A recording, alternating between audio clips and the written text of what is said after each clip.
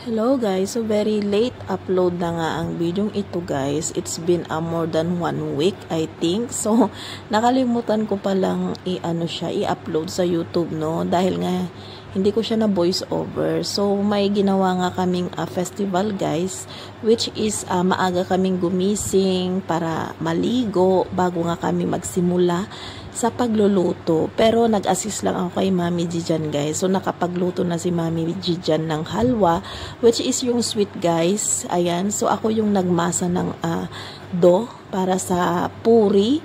Ayan, so magbibigay nga kasi kami guys ng pagkain sa 7 batang babae. So yung 7 puri na gagawin dyan ni Mami G guys. Yung unang 7 puri. Yung unang puri nga guys na gagawin dyan ni Mami G ay para sa baka. Then lalagyan niya ng halwa. Then yung pangalawang puri guys ay para daw sa Jemata, which is sa mandir ng bahay. Dito na yung prayer room dito sa bahay guys. Ayan, then yung 5 puri ay para doon sa temple no. Kasi bago sila magbibigay ng pagkain sa 7 batang babae, ay pupunta muna sila sa temple para ibigay yung 5 pirasong puri with halwa, with yung chole. Ayan, para siyang pinaka-ulam guys is chole.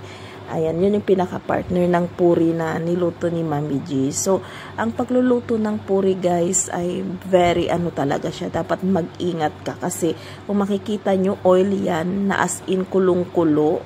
Ayan, so dapat talaga is careful ka sa pagluluto niyan. So, madalas guys, hindi ako ang pinagluluto dyan kasi nga, madalas napapaso talaga ako. Ewan ko ba, very clumsy ang first one. So, yan na nga guys, nasa pangalawang puri na si Mami, which is para sa mandir dito sa bahay.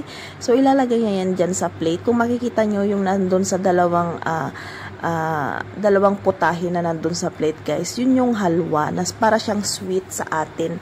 Para siyang, kumbaga kung sa atin is sa Pilipinas is para siyang biko style, parang ganun. Ayan, so yung parang brown naman is chule yun na ginisa lang. So every year nga namin ito ginagawa guys. So hindi ko sure yung isang bali 2 beses namin ito ginagawa sa isang taon eh. Hindi ko sure kung kailan yung pangalawa, kung anong buwan. So ito yung first gawa namin na pamimigay ng pagkain sa 7 batang babae. Hindi ko matandaan guys kung anong tawag nila sa na ito, sa ritual or festival na ito. So hindi ko matandaan kasi nahihirapan talaga akong bigkasin yung kanilang words dito guys, yung Hindi words. So ang nahihirapan akong bigkasin. So ayan na nga, so kino-continue pa ni Mami G dyan yung paggawa niya ng puri no. So and guys, after ni Mami gumawa ng puri para sa lunchbox ng mga bata,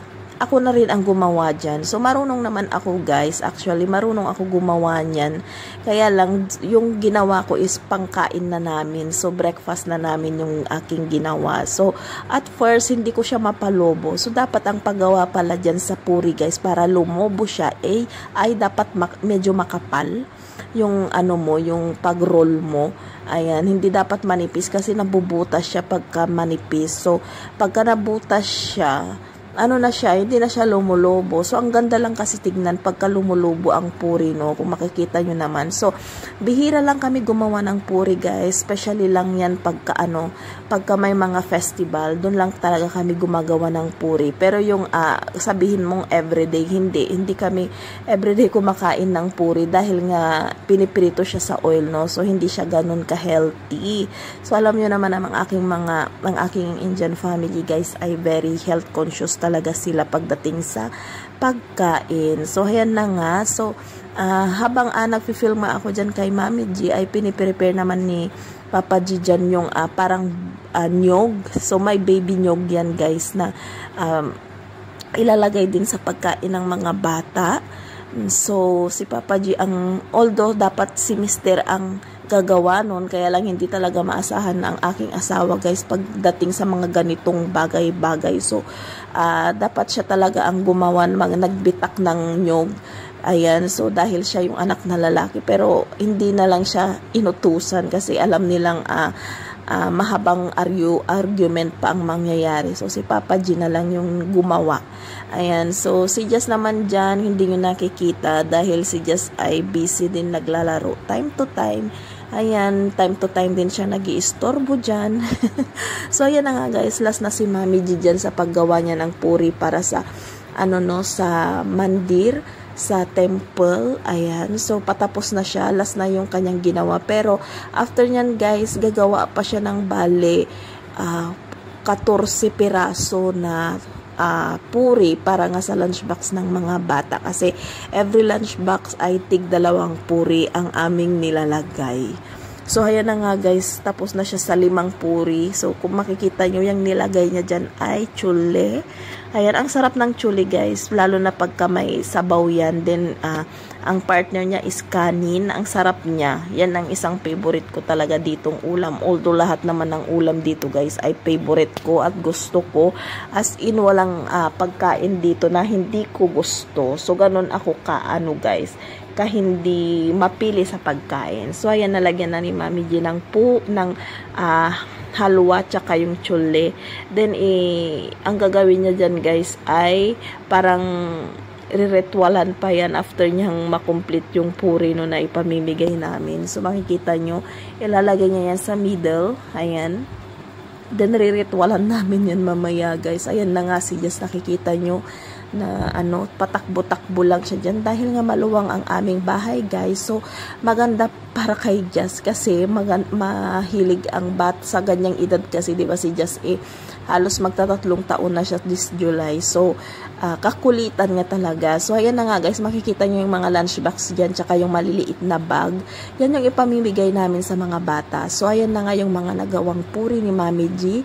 So nilalagay ko na sa mga lunchbox. Then after nyan guys, yung halwa and chule. So may nilagay pa din akong tali dyan guys, nauna na sa loob ng lunchbox.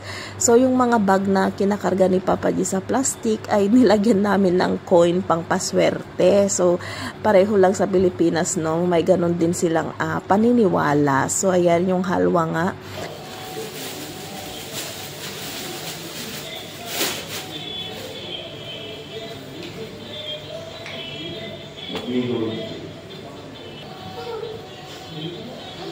Ada bakri itu dia ni.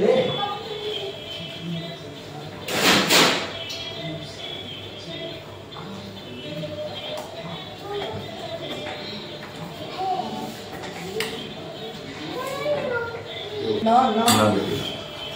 Oi, गरम. Oi, गरम. ये जो उसकी ठंडा पड़ा है सब कुछ. मानने का. ये वाला और एक. हाँ. दस का.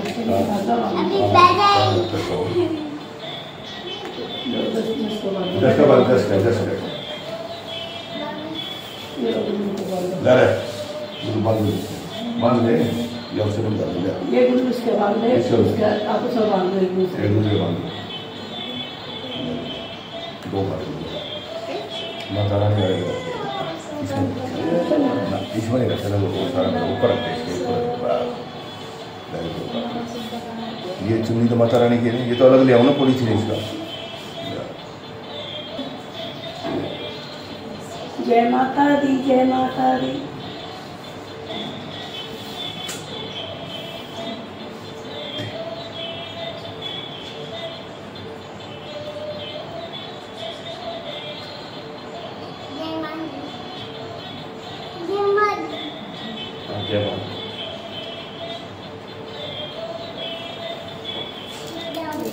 शेरावाला बहुत सच्चे दरबार की जय.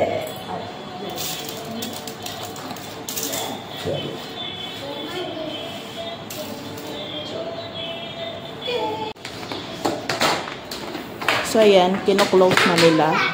Then ipapamigay yan sa mga batang babae. Itong batang babae. With the bag. Sinira pa ni Jess yung isa.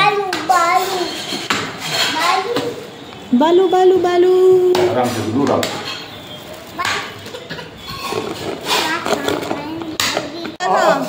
Dancing. Go na. Go na. Dancing.